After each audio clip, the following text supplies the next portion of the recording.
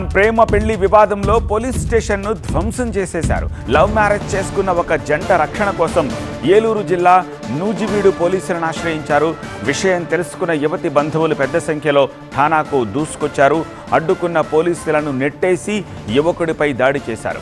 అప్రమత్తమైన పోలీసులు యువకుడిని స్టేషన్ లోపలికి పంపించేశారు. అంతే యువతి బంధువులు గేట్లను ధ్వంసం చేసి పిఎస్లోకి వెళ్లేందుకు ప్రయత్నించారు.